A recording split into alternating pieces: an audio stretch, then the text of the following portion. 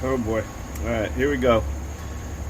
It's 9/11, and I know many people are reflecting on what has happened in our history, in our past, on this day, regarding America and what we have dealt with. And I've been trying all day to refrain from saying anything about it. God has done much in my life. And I pray for, still, pretty much for the families that lost. Pray for the people who were sent here to do that. That country. People would often probably say that I'm crazy and means, but the Word of God has shown me differently how I should act and react regarding such things sometimes. Anyway, a brief story about where I was on that day. I was in EMS at that time. I was volunteering. I also worked. I was self-employed as a subcontractor, and I was sent to install satellite dishes all over the place. That day, I happened to be right across the river. I don't know exactly where. I know it was up above the canyon area and all, and the nice tight areas. Right on the river, just overlooking the towers and the city. The boats going, back and forth, and the trolleys. I guess they're like water taxis, I guess. So there was a bunch going on, and I was on a roof, a few stories up, trying to install a satellite dish for somebody. And I heard some buckets as I was trying to get done, because I can't stand peeing in those city type areas. I'm a piney for sure. Traffic, even our areas now here in Toms River has turned into something more than I appreciate when it comes to driving on the road and being out and about.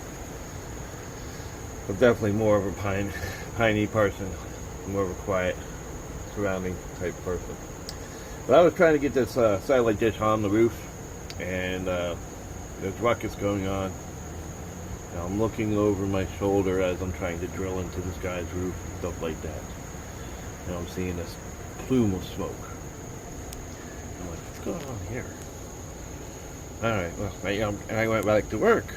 And I'm down the ladder, and I'm trying to get in, and boom, another noise. All of a sudden, someone's running down the street. We're at war. And time stood still for this moment in my heart when I thought about that. What did he just say? I pick up my cell phone, and if anybody knows, the cell phones were not the best. Our carriers were not the best. I was with Sprint, I believe, at the time. And I'm trying to call my family. I didn't know what was going on. All I know is that I see all this smoke and booms, and I hear sirens and all kinds of noises going on, and people are running up in the street, down the street, saying we're at war. I don't know. Time stood still.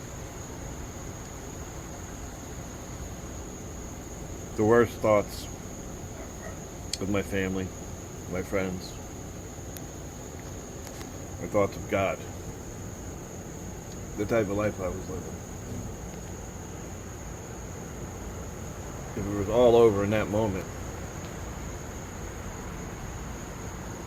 what would become of me, of my family?